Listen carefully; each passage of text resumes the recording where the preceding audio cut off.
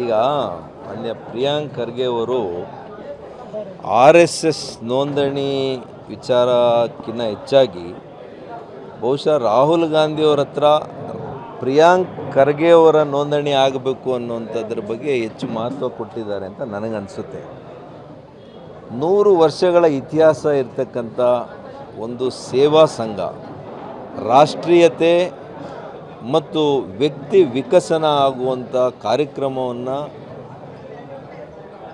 ಉದ್ದೇಶವಾಗಿಟ್ಕೊಂಡು ಬೆಳೆದಿರ್ತಕ್ಕಂಥ ಸಂಘ, ನಿಸ್ವಾರ್ಥ ಜೀವಿಗಳು, ಸಾವಿರಾರು ಸಂಖ್ಯೆಯಲ್ಲಿ ಲಕ್ಷಾಂತರ ಕಾರ್ಯಕರ್ತರು ಇರತಕ್ಕಂಥ ಸಂಘ.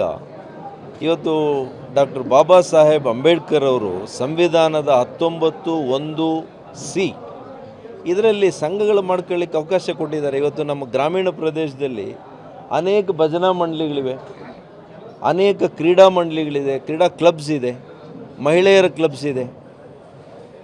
ಎಲ್ಲದಕ್ಕೂ ಈಗ ರಿಜಿಸ್ಟ್ರೇಷನ್ ಕೇಳ್ತಾರ ಇವರು.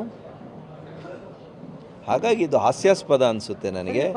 ಅವರು ಇಲ್ಲ, ಬಹುಶಃ ಅವರು ಮಾನ್ಯ ಸಿದ್ದರಾಮಯ್ಯನವರು ಹೆಚ್ಚು ಕಡಿಮೆ ರಿಟೈರ್ಡ್ ಆಗ್ತಾ ಇದ್ದಾರಲ್ಲ, ಆ ಸ್ಥಾನ ತುಂಬಬೇಕು ಅಂತ ಮೋಸ್ಟ್ಲಿ ರಾಜಕೀಯವಾಗಿ ಒಂದು ಪ್ರಯತ್ನವನ್ನು ಮಾಡ್ತಾ ಇದ್ದಾರೆ ಅಂತ ನನಗನ್ಸಿದೆ, ವೈಯಕ್ತಿಕವಾಗಿ ಅನಿಸಿದೆ. ಅಲ್ಲಲ್ಲ, ಆ ಹಿಂದ ವರ್ಗಗಳಿಗೆ ವಾರಸುದಾರ ಸಿದ್ದರಾಮಯ್ಯನಾದ ಮೇಲೆ ಪ್ರಿಯಾಂಕ್ ಖರ್ಗೆ ಅವರು ಆಗಬೇಕು ಅಂತ ಆಲೋಚನೆ ಇರ್ಬೋದು ಅವರಿಗೆ. ಹಾಗಾಗಿ ಆದರೆ ಇದು ಮಾರ್ಗ ಸರಿಯಲ್ಲ ಅಂತ ಮಾತ್ರ ನಾನು ಹೇಳ್ತೀನಿ. ಆ ಉದ್ದೇಶ ಇದ್ದರೂ ಕೂಡ ಒಳ್ಳೆಯದು, ಇಟ್ಕೊಳ್ಳಿ.